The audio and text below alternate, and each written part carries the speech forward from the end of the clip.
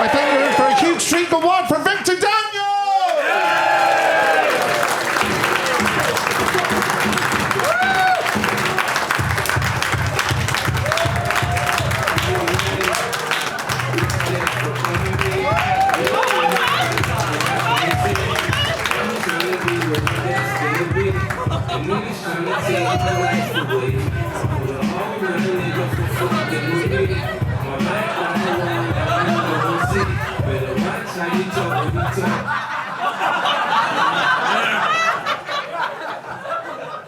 It's a bit strong, isn't it, DJ?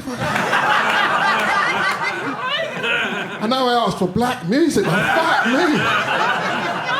That was like the final boss. I don't know if I've come to tell jokes or shoot up the place. Wow.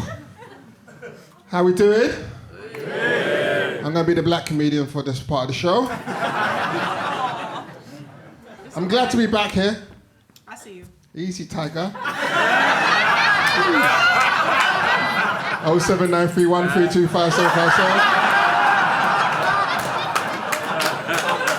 Yeah. I'm hungry, I just come out of prison. I'm glad to be in East London, man. They've been sending me out to some far places like Croydon, Derby. Fuck, man, I got off the train at Croydon, I felt jet lagged. But it's good to be here. Out of London, they're really friendly though, I've got to say that. As Londoners, we need to learn from them. I was in Derby and asked a guy for directions. Do you know what he did? He picked up his mobile phone, phoned his manager, and told his manager going to be a little bit late. Then me and him walked for 45 minutes straight. Not in London. When you ask someone for directions in London, they're like this. Go up the road, turn right, and then ask someone else. And the taxis are so cheap out of London. I jumped into a taxi here. We drove for like, say from Bethnal Green to Brixton. It cost you at least £40. We drove for that long. The guy said to me, £5. Do you know what I said to him? Keep driving. I was like, when shall I stop? When we get to Spain.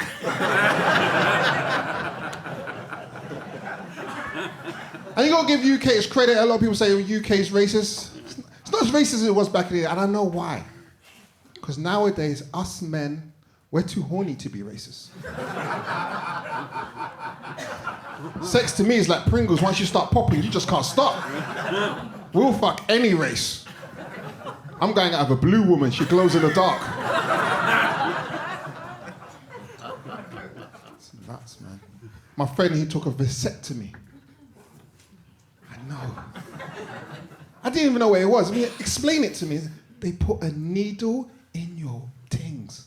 I was like, damn. Don't that hurt him? No, it don't hurt. That will hurt me. Put me to sleep, forget that. You need to put me in a coma. I mean, why would you need to put a needle in your tings? Just do what most men do. Take the pill, use 2 condoms, eat porridge. Shit, man, how powerful is your sperm? I've got children. Anyone got children? It sounds sad. I've got 3 girls. One's 15, one's 16, and the other's 47.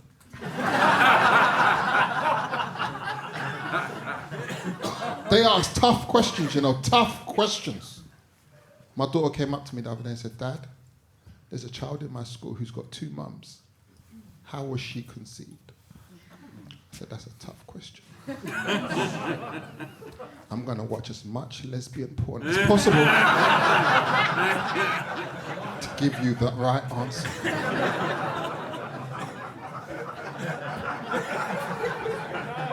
The following week, she came up to me again and said, Dad, there's a new child in school. He's got 2 dads. How was he conceived? I said, you need to drink water and mind your fucking business about asking me a tough question.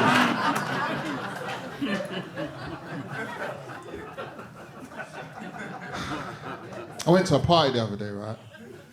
And this geezer bird come up to me.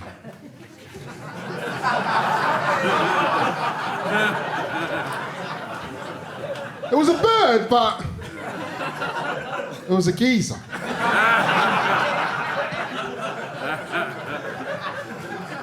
geezer bird was really angry with me.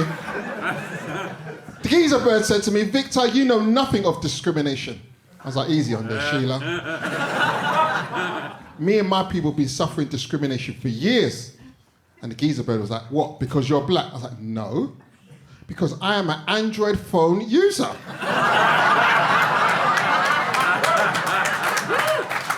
Ridiculous. Never a charger in an Uber. Discrimination.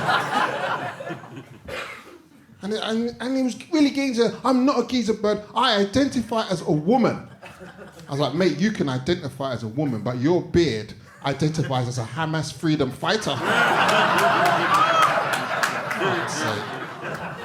No, they're going to transition. Do it all the way. You've got to shave the beard first, at least, surely. You're confusing my eyes. Went to my mate's house the other day. He told me he's a pansexual. I stopped eating. I'm not eating in a house when a man's having sex with pans.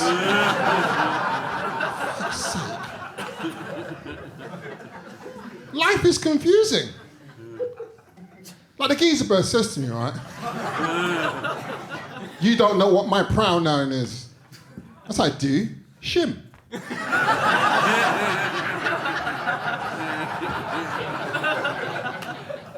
It's not discrimination if it's funny.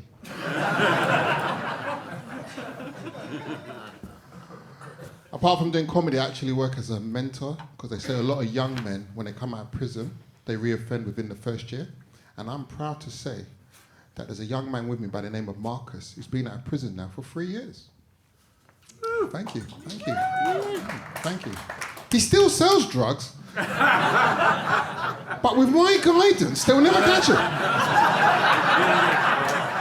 Never. He's over there. Me, myself, I've stopped smoking weed. It's been, what, 2, 3, 4 minutes? No, because weed makes you do weird things. The other day I was smoking a spliff, right? And the weed said, don't forget to pick up your children. Thank you, weed, you're a good alarm clock. So I went to pick up my kids, right? Then 20 minutes later, I was getting arrested by the police.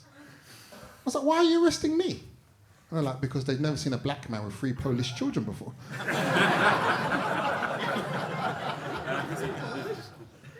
Polish, yes. I told them to get the subtitle machine, but they don't.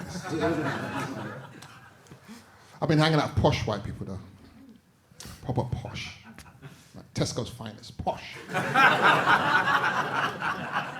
You give them a spliff, they say it's a gluten-free. You know, proper posh.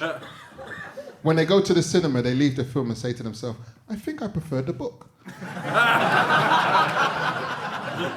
Proper. Like they've been to Waitrose, you know, proper posh. And I bought something here and it wasn't working. And I got angry, so I phoned customer service. I was shouting down the phone. Spit was coming out of my mouth. It was disgusting. Then my posh friend Lily said to me, Victor, that is not how you get a refund. I was like, what shall I do, Lily? And Lily said, we are going to write a strongly worded email. I've never written a strongly worded email before. Lily said, don't worry. You tell me what you want to say, and I'll translate it for you. This is what I want to fucking say, Lily. What, go on, yeah? And then Lily said, to whom it may concern. Did you know that whom is spelled with a W? I didn't. Lily said the W's silent. I mean, that W's not silent. That's in fucking witness protection plan, that is. Then Lily said, continue. I was like, look, yeah, when I buy the thing, yeah, the thing's normally on fire, but this thing, the thing was dead, you get me, yeah? Me and my dreadlock brother come down there and we're slapping up everyone in the building here until I see my money, you get me? And then Lily said, when one purchases an item from your establishment, it's normally of the finest standard. But to my dismay, one was flabbergasted at how the standards have dropped. Now, I have spoken to my local MP, who has informed me that under the Sales Act 1975, one deserves a full refund. I couldn't believe it when my weed supply came back to me within the hour. He thought I called the police.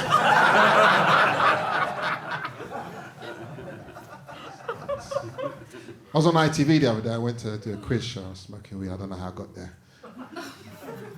They asked me 3 questions. I said, this is not the program for me. The first question was, Victor, when did Napoleon attack Waterloo? I was like, for fuck's sake, was I there, mate? How the hell am I supposed to know that? Then they said, this is when I said, enough's enough. He just went, on the periodic table, that mate, fuck it.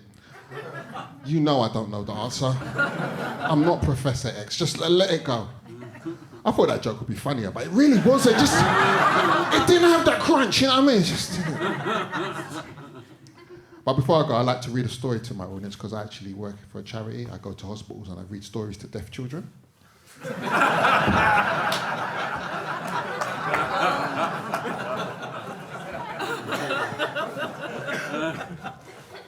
Got this story, right? Peppa Pig.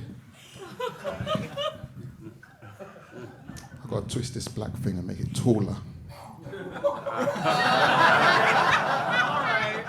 That was disgusting. I'm talking about the mic. What a crowd you are.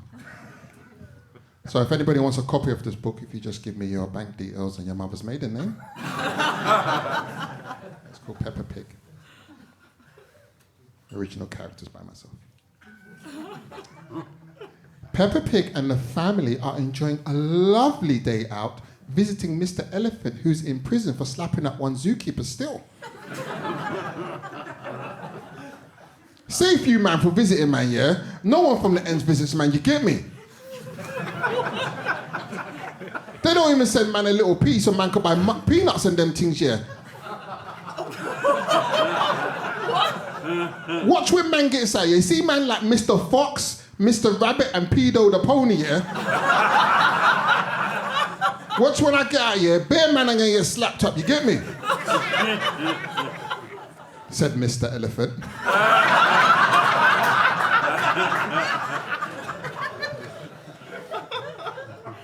Daddy Pig is playing with the keys, singing Jay-Z's song, keys, keys, keys. Be careful, Daddy Pig, or you might lose the keys, said Peppa Pig.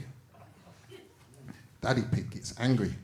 I know this little pig and he's not chatting to a man yet. I'll slap up children in the street, yeah? Call social services, call social, I'll slap them up too, you get me? Said Daddy Pig. Daddy Pig drops the keys down the drain. Dickhead! Said Peppa Pig. Don't worry, I'll call my friend from Brixton. He'll help us get the keys, said Mummy Pig. Mummy Pig picks up her phone and phones her friend. And all you hear is, yes, my buff fluffy ting. Man's been on your pum-pum from back in the day, you get me? Are you still with that fat Teletubby? Because I'll come there and I'll slap him up, you get me? Because I'm taking the pum-pum back to Brixton, you get me? Said Rasta Mouse. That's nice. Thank you, thank you. Thank you.